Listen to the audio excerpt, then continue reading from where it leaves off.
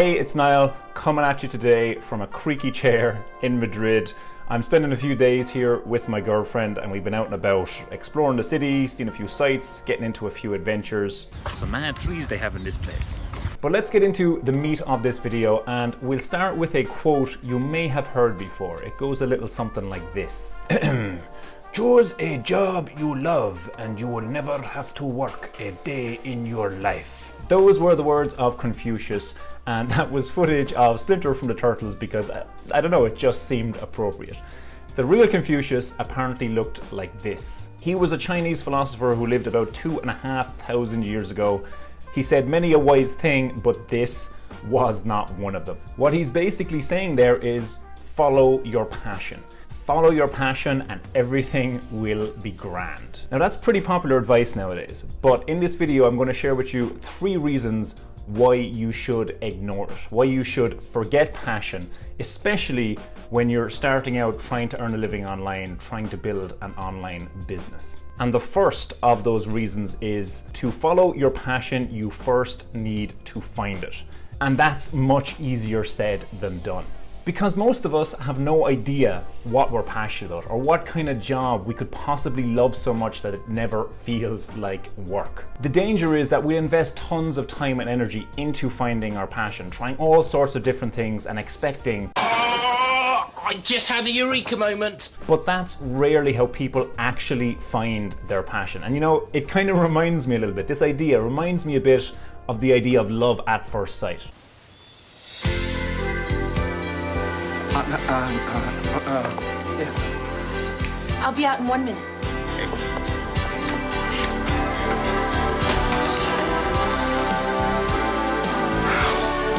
So imagine for a second if you believed that you either fell in love with someone at first sight or you'd never fall in love with them at all.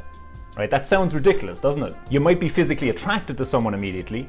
You might even feel some mysterious and powerful urge to go talk to them. But you won't know for sure if they're a good match for you, a perfect match for you, until you go on a few dates, you get jiggy, you meet their parents, you live together, etc., etc. Does that make sense? You see what I'm getting at there? And then just as very few people have their perfect partner fall out of the sky and into their arms, very few people have their perfect career do the same. I know, it's disappointing. But even if you were to find your passion or your soulmate overnight, it's not as if success would suddenly come easy. And that's because doing meaningful work is hard. And that's the second reason why you should be wary of following your passion. Here's a quote from Thomas Edison. "Opportunity is missed by most people because it is dressed in overalls and looks like work." No idea if that's what he sounded like. But the point is, just as you have to work at a relationship you care about, you also have to work at a job you love. You can't just cruise along and expect everything to fall into place. A prime example of this would be James Dyson, founder of the Dyson Company, now a multi-billion-dollar business. They make those cyclone vacuum cleaners and weird hand dryers you've probably seen around the place.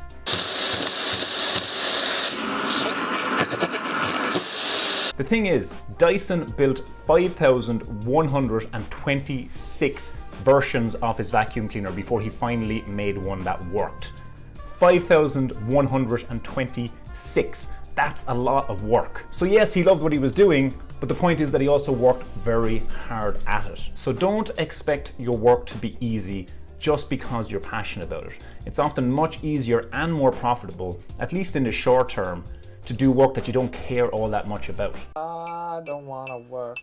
I just want to bang on this mug all day. Alright, on to the third and final reason to ignore the advice of Confucius. And that is, it may take years to make money from your passion. And that's if you can ever make any money from it at all, let alone enough money to make a good living for yourself. It took Dyson 15 years of just scraping by before he had his big breakthrough with the vacuum cleaner. And some people aren't even that lucky. For example, what if your passion is frolicking around Finland on a fake horse?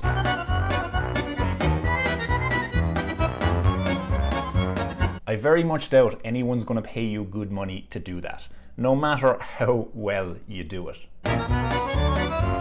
Okay, let's do a quick review of those 3 reasons. 3 reasons why you should not follow your passion. First, if you don't already know what you're passionate about, there's no guarantee you'll figure it out anytime soon, no matter how hard you try. Second, even if you do figure it out, doing work you're passionate about isn't any kind of cakewalk. If anything, working on something you're passionate about is harder than working a regular job you have little interest in. And third, it can take years to turn passion into a viable business, if it's possible at all. Now let me be clear here, okay? I'm not saying that you should drop your passion completely, assuming you know what it is. And I'm not saying that you should resolve yourself to doing work you hate to make a living. What I am saying is this: choose a job you like, can quickly excel at, and will be well paid for, and you will have a lot more options in the not too distant future. Now let's break that down. First part, choose a job you like. Like is the important word there. You see, you don't have to love what you do. Liking your work is perfectly fine. The past 7 years, I've earned a living mostly as a freelance web developer, but I don't love web development. It might have been my passion 10 years ago, say, but the joy faded from it pretty fast. Nowadays, I like building websites. Don't love it, I like it, okay? It's something I know how to do and I do it well, but here's the thing. Doing web development, freelance web development, affords me a lot of freedom. So in large part because of that skill, I was able to quit my 9-to-5 job and travel all around the world. Second part, choose a job you can quickly excel at and be well paid for. So as I mentioned, passion projects, they often take years to pay off financially, if they ever pay off at all. Some people like to glorify the starving artist lifestyle, but I am not one of those people, so forget being a starving artist. Put the dream on hold and learn some skills that you can use to generate a reliable income within a few short months. And that means becoming good at something the world values and is happy to pay you for. Third and final part, choose a job you like, you can quickly excel at and be well paid for, and you will have a lot more options in the not too distant future. Let me give you an example here. 2 friends of mine, Carlo and Florence from Roscommon in Ireland, started an online writing business a few years ago. Now, they weren't passionate about writing. They weren't especially great writers, but they felt writing was something they liked good enough, could quickly excel at, and be well paid for. So they dove in, they worked hard, and within a year, they both quit their jobs in Ireland and were off traveling around the world, running their business from the road. They were having motorcycle adventures in Vietnam, they were floating around in hot air balloons in Turkey, they were visiting Machu Picchu in Peru, all kinds of mad stuff. My own story isn't much different, and I've met many other people who've gone a similar route. We put passion aside and we focused on building skills that would give us more freedom and therefore more options in the not too distant future. And we now use that freedom to travel as much as we like, live wherever we want, work on flexible schedules, and here's where it comes full circle. Now that we have that freedom, we're able to devote more time to passion projects. And for me, that means making videos like this with loads of stupid jokes in them.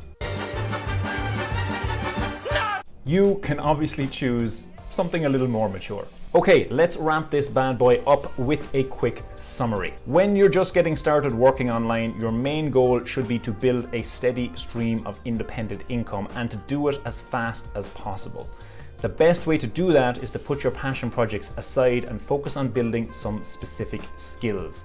It should be something you like doing, can quickly excel at, and will be well paid for. Now you're probably wondering which skill best fits that description for you. What kind of work can you do as a freelancer or a remote worker? And that's exactly what we're going to tackle in the next video. But if you already have a skill in mind that you can use, or a few that you're considering, then let me know in the comments below. Last thing then, in case you didn't know, this video is part of my Start Earning Online series. If you want more videos like this showing you exactly what it takes step by step to build a successful online business, then look for the link below this video. You can click through and sign up for the full series. And hey, thanks for watching this video. I always knew you were a bit of a legend, and I'll see you in the next one.